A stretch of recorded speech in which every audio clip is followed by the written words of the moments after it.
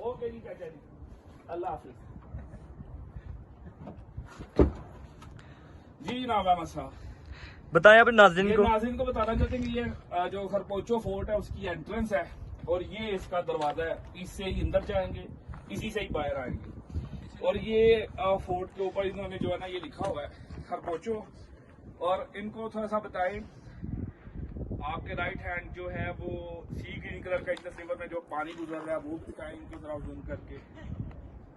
और